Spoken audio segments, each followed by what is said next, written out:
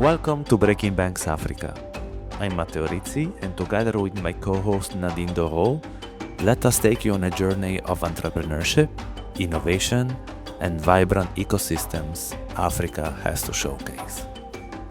More than 1 in 4 people will be African by 2050, this continent being already the youngest of the planet. You can't miss these stories. This is Breaking Banks Africa. Let's roll. Hey guys, welcome back to Breaking Banks Africa. This is Matteo Rizzi. I am the executive producer of the show, and today is episode number 13. And I'm here with my longtime friend, Martin Labbé. Martin, and it's going to be, of course, Martin for the English speaking people. Very welcome to the show. Hey. Thank you, Matteo. Thank you. Yes, Martin, there are many variations. They all work. Listen, let's start by, sharing a little bit of your background. You work for an amazing organization, and I have actually collaborated a lot with you guys.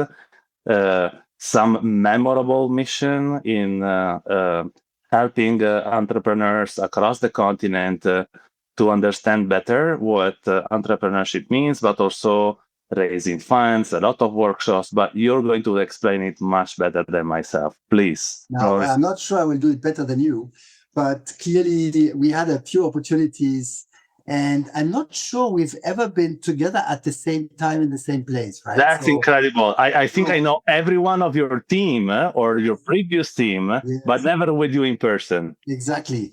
Yeah. So one of those moments was in Ethiopia, which I think is a really exciting place. And I hope that, this trend that we have seen in recent years with the ecosystem improving, being more business friendly is going to continue, because it's going to be such a huge opportunity.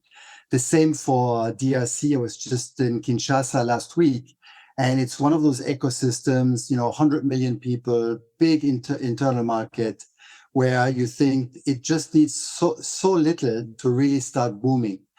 So yeah, but before I talk about that, you're asking where I come from. So I'm French, and so as my name maybe says to some of you, Martin Labbé, and I've started my career for a very short period in the private sector. I was working in the marketing department for Habitat. It's a extinct retail chain, but we were doing really exciting stuff. So I was on the German market doing marketing, and I think this marketing aspect is what I've kept throughout my career. So really, I don't know if I can call myself a marketeer, but that is really the thing I've been doing ever since.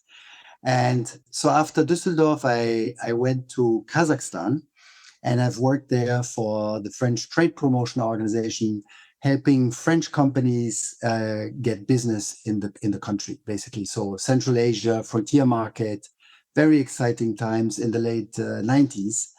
And after that, I was sent to London, and that's when I started working with the tech sector. So I was in charge of tech sector development with Business France in London, and I've never left the tech sector since then also. So marketing and tech, these are the two really pillars of my career.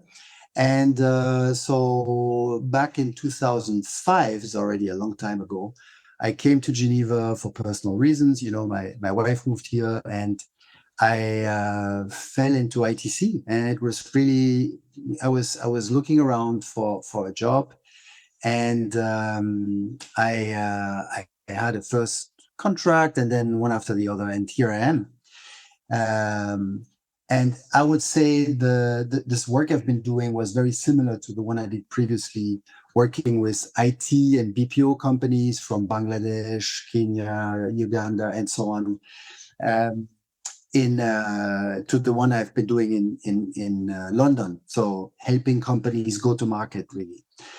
In 2015, in Bangladesh, it was my first encounter with the tech ecosystem. So, we were working with the outsourcing industry there, and somehow I got to joining a SeedStars event.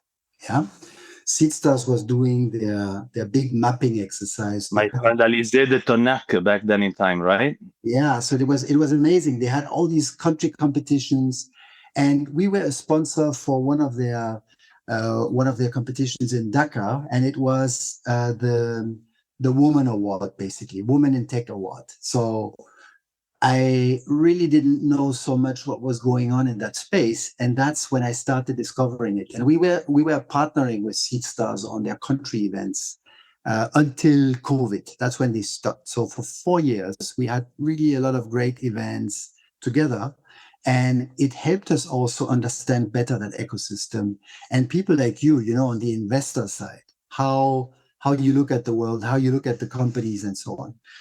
And so we started also adding a startup stream to our projects, and that's when it all got started really with the tech ecosystem. How does the ITC works? I mean, who are the funders? How do you decide, which countries are the priorities? Because I worked for sure, at least in Ethiopia, in Ivory Coast, and I believe in Uganda, if I'm not mistaken, Uganda or Kenya. But there are a lot more countries that you cover. How do you make the balanced decision? And then follow-up question. The objective or the end goal is make this ecosystem self-sustainable in a way that not only capital, not only with capital, but also with capacity building, training the entrepreneurs, make sure that they have a good path to find clients, that probably even the way they upskill themselves, the works. So how do you see this? And every ecosystem, of course, has its own challenges. So on one side, how does it work? And then what does it mean to you, a self-sustainable ecosystem? Yeah. Okay. So on that front, I mean, it's such a vast question. But let me first start with the first one, right? So for us, what is important is that we have a matrix, basically. So we have the countries we work with, emerging markets, and we are telling them the areas we work in. So, they have certain organizations have a specialization, bilateral, multilateral. So ITC, for instance, doesn't do the same things that the World Bank is doing. We are not into financing. UNFPA, for instance, is another UN agency. They do things we don't do. So we try to really be complementary with the other organizations. And in our case, so with the relationship with the countries, what are their priorities? What are the strategies they have for the development? And then it's the countries on the other side that are funding our activities. Usually a lot of it comes from the EU. It's our first funder. And so the EU has a number of engagement strategies with countries. And so we are looking at fitting the two sides here. The same for bilateral donors like the Netherlands, for instance, that you have been discovering with the Netherlands Trust Fund. They have been funding a lot of our activities. We're also working with new donors like Korea, for instance. KOICA is funding our project in Sierra Leone, where we also work in the tech sector. And we have also totally new kind of donors like the MasterCard Foundation, which we have started engaging with a few years ago only. So we have a broad spectrum, but it's more traditional development aid, and we make sure that the work we do fits into what the countries want, and that is becoming increasingly important because there is a shift in the priorities for the countries. So it's less about aid, it's more about making connections on trade and investment. Investment has become extremely important. Again, back to you. So this connection with investors in the tech sector is extremely important because that's what is boosting the development of the ecosystems. And so we are, from the beginning, when we work in the ecosystems, we want to establish those connections. So it's working not only with SeedStars, the event organizers, but now with SeedStars Africa Ventures, and understanding the investment thesis. So what is it that you want to invest in? And we come and we try to bring connections with companies that match their thesis. When we do that, increasingly, we also want to do it through institutions, entrepreneurship support organizations, tech hubs, incubators, accelerators. So just last week in Kinshasa, for instance, with the UK, we have trained a number of incubators and accelerators on understanding how the investors work.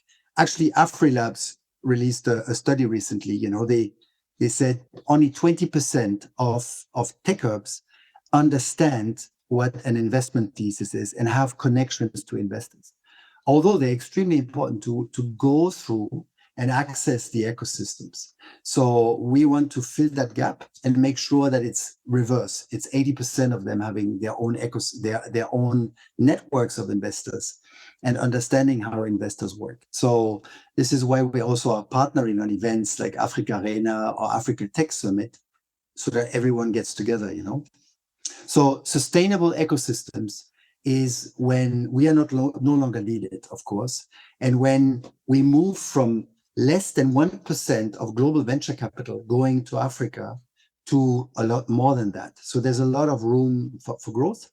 And for that, there is also a need for local de-risking. It's very important. You are the financier here, and you know that it's about combining forces when we go into investment. And so this local de-risking can happen with government, but also with local investors going into business angel investments or into African VCs. I have an amazing story to share that actually happened during one of the ITC mission I did in Ethiopia, that actually shows another angle of what does it mean to make an ecosystem self-sustainable. And I want to share this story. I'm sure it's going to resonate, and you have many more examples like this. In that cohort, there were 3 startups that were actually all dealing with coffee plants innovation. One was detecting the soil fertility. Another was and using AI to detect the sickness of the plants, and by detecting it immediately the how do you say it, the agricultures, they were able to prevent the sickness. And the third one, it was about irrigation. So one was analyzing the quality of the soil, one was analyzing the sickness of the plants, and the third one was like how much water was it needed, and they were using satellite images and stuff like that. So the story is that all 3 of them, all 3 entrepreneurs, they were actually trying to sell it through the coffee unions of Ethiopia, which is basically the only organization that is able to take this decision. And when I was there sort of coaching these entrepreneurs, I said, guys, but wait a second, why don't you build up a consortium, a coffee innovation consortium where you all guys get in, you're selling 3 different products, but to the same counterpart, so that you can, create event, mutualize marketing costs. And it was incredible because it looked like nobody thought about it before that conversation. And for me, as someone who's maybe a bit more experienced and also see things, from, outside, it was the most natural thing to do. So what is, I believe, very symptomatic is that sometimes we think that investment is the only thing they lack, but actually is also someone who is able to help them create this connection that they often don't think about because they're so focused on the product, and very often, let's say it about survival, right? That they don't think about it. So I wanted to share this story and also see if it resonates with you, because funding is one of the aspects, but it's certainly not the only one, right? No. You're right. So we are obsessed about funding because the startups are obsessed about funding. And so what we always tell them is your first funder is going to be your client, So if you want to be sustainable, get money from your clients, make sure you have products and services that sell. And for that, we see that some of them actually maybe need to refocus a little bit on that value proposition, and so we help them with that. But to go back to your point, this notion of clustering different services, creating a consortium, is extremely complicated. Very often these companies lack the trust to actually work together. Yeah? And we see that the ones who do it, we have seen it in a number of ecosystems that, like in Sierra Leone, for instance, you have companies, it's an emerging ecosystem, but we have seen people, companies and hubs also, tech hubs, working together, submitting bids together because they know each other and they trust each other. They will not do it without that trust factor. In the early stage ecosystems, it's a big parameter, and also about being able to offer more than one thing. It's interesting because in Ethiopia we have seen Oromia, the coffee union of this is probably the largest one in the country. Instead of working with one of the startups, they went and worked with one of the established IT companies, because the IT company was able to talk corporate, and the coffee union is corporate. And they were able to offer a number of services. So they didn't push their solution. They were listening to what the Oromia Coffee Union wanted for them, So that was really an interesting case study. I think we have an article about this on our website. So if people want to check it out in further detail, it's called EMC2 and an Oromia Coffee Union. So I would say, this year is something where the structuring of the ecosystem it makes a big difference. Well, if you are in Sri Lanka or in the Philippines, the situation is totally different from least developed countries. So obviously this focus on investors, when you have such a small pool of investors to work with in Africa, it's a problem, because you have only so many that are interested in the ecosystems outside of the big four, because it's less than 1% going into Africa of the global VC, and then 80% of that goes to the big four. Yeah, absolutely. So it makes it very complicated if you are Chad or Burundi to raise capital. Absolutely. Actually, you and I had a very interesting conversation when we were chatting about the Inclusive FinTech Forum that is taking place soon. Let me do a little ad in Kigali, 9th to 11th of March. We were talking about the fact that there are a lot of initiatives that are aiming to give visibility to the startup, in some cases, some money even, always some kind of mentorship. And the challenge is that in certain cases, it almost becomes a national sport for some of the entrepreneurs to jump between one challenge to the other for two reasons. One is that, for some of them, even like a relatively small price, like a 3, 4, 5, 10K, is practically a year's salary, if not more. So it's not like giving $10,000 to a European startup where they barely survive, a few weeks, depending the countries where you are. And the second reason is that there are so many and so scattered that actually when the money finishes, then they jump to the next one, and they actually never really grow. They just sort of they go from one lifesaver to the next one, right? And I wanted to see, what's your perspective, also because that also brings the challenge of the type of investment in Africa doesn't need to be the same. Sometimes when you give $1 million to a startup outside of the big four, this is money that they can pay their salary for 5 years.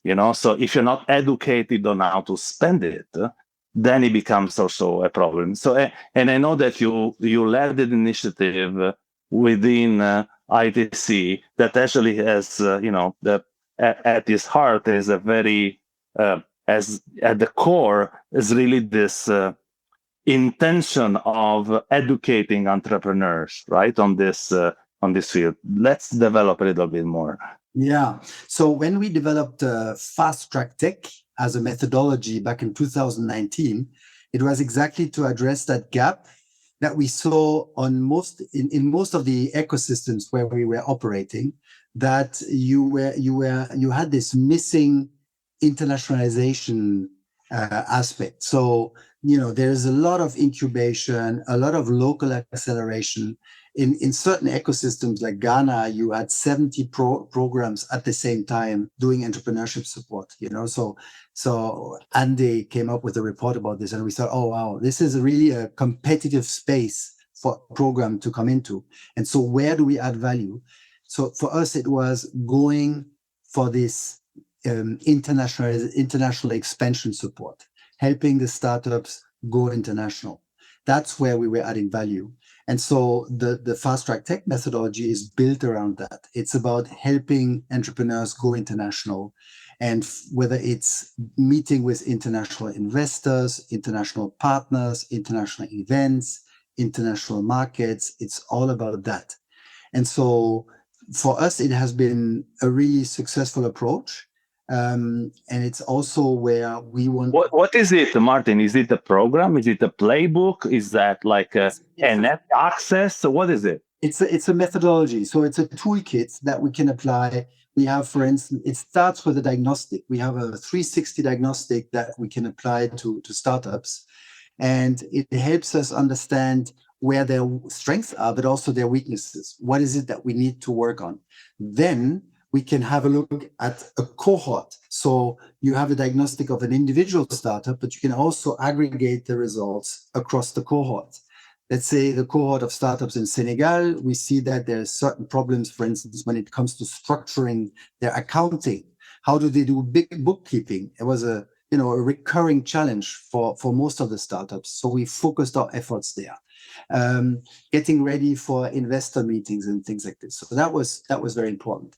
Now, the same applies to entrepreneurship support organizations, tech hubs, accelerators, incubators. They tend to have the same kind of weaknesses, the same kind of dependencies. For instance, from what we call the beneficiary business model. So basically, they are running on aid. They're running on grants that they're receiving from bilaterals, multilaterals, local corporates also. And it means that whatever they do, it's always following the money from those grants and having to adapt their business model to it, So they cannot really be intentional or strategic. So we're trying to help them diversify away from this business model. And that is a very important aspect for sustainability also, because then if they're able to also offer consulting services or be themselves a founder studio, so like M Studio in Abidjan, then you have less dependency on this beneficiary business model. But that is something we are developing very actively. So, Martin, you bring something which is super important. And the direct question would be, do you actually think that the traditional VC model, like a seed, Series A, Series B, that is applicable in, many of the Western economies? And I don't want to generalize, but let's say that, seed is anything from, a couple of, 20, 30, 40,000 to, a couple of hundred. And then you got in a couple of millions. And then you try to do a two numbers, Series B, and then, if you're blessed, you go on. I don't think this model is applicable in Africa outside of the Big Four. And even I would challenge that sometimes in the Big Four, it has been stretched in a way that it didn't help the ecosystem. That's why when you mentioned the venture studio, it is almost a different type of investing where money is part of it, but there is also a lot of work like mentorship, helping with relations, helping with structuring the board, things that doesn't cost money, they cost time of more experienced people, but at least it gives the opportunity not to think as a VC, because if you think that you can go in, I don't know, in Burundi, as you mentioned, our friend Devine working for GFTN is from there. And you think that if you give $500,000 to a Burundi startup, that you can get 10 times that money in 5 years, which is how a VC would think, I think you're delusional in most of the cases. So how do you, well, first of all, do you agree? Do you agree that we need to find a different way of investing? Is also something that you sort of, that you reckon, in the different markets? And what are sort of different options, to move a little bit the conversation? Yeah. So what is very important is, first of all, the timeline. So 5 years is a no-go. It's not working. You need to have much longer time, much more time for an exit. And we see that with the few that have been taking place on the continent, it's not after 5 years. It will take place after 7, 8, 9, 10 years, at least. Which makes sense because it's also a duration of the fund, whatever. I mean, it makes sense. So. Yeah. So the exit time is much longer. And then this chasing the unicorns thing is obviously a little bit more complicated. That's why some people say we have to chase the gazelles instead of the unicorns. So it's not about the $1 billion valuation. It's more about growing fast and having companies that are able to scale across the continent. Nevertheless, the number of unicorns has grown. So if you take go back 5 years ago, by all means, Johnny Jumia, and all of a sudden you have this whole number of flutter waves and the likes that have been able to make it on the continent, and which are an indication that the traditional business model, although they haven't exited yet, but also works somehow. So what is missing is maybe this the stock exchange dimension. So we have to see how that can be developed. And then it's other kinds of finance that have to be grown on the market. I think here we hope to see more debt, for instance, with our companies, and that's also something where the intermediary organizations have a role to play to help the companies raise from whatever sources are available. And so they need to know where the money is on that particular market. Yeah. So it's complicated, but I don't think that it's a yes or no answer. It's more we need to continue with people like Launch Africa, Seedstars, and so on, investing in a traditional way, and then also developing that venture studio approach, like Founders Factory, like M Studio, which I think also requires an investor in the back. You need to have that investment in the back. But certainly for this model, the jury is still out there because we haven't seen a lot of venture studios on the continent. And so we don't know whether the success rate will be much higher than traditional ways of seeing startups emerge. But clearly, it's a business model we would like to advocate for, to see more experiments in that space. It would be indeed super interesting to see how this more studio approach to investing is taking place, especially because I believe that in certain ecosystems, I was actually talking with one like a central bank, I think was from Malawi, and is actually the central bank that is opening up a studio for entrepreneurs. Actually, not even fintech entrepreneurs. It was because there weren't enough, right?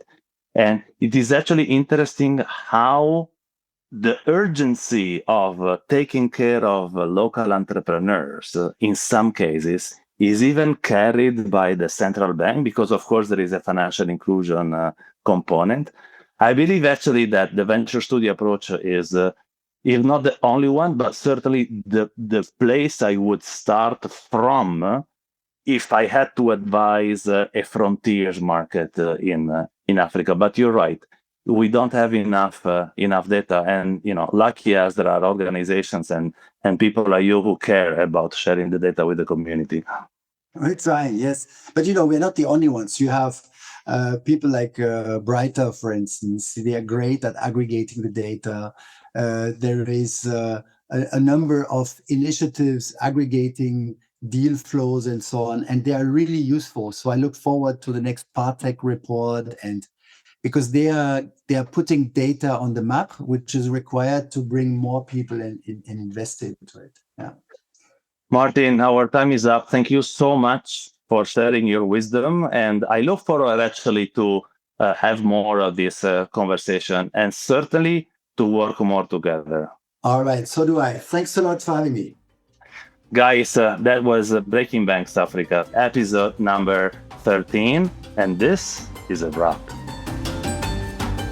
Thanks for listening to Breaking Banks Africa, a Provoke Media podcast in cooperation with timepledge.org. Don't forget to share us out or shout out across social media. If there is something or someone you would like to hear on our cast, let us know. See you next month on Breaking Banks Africa.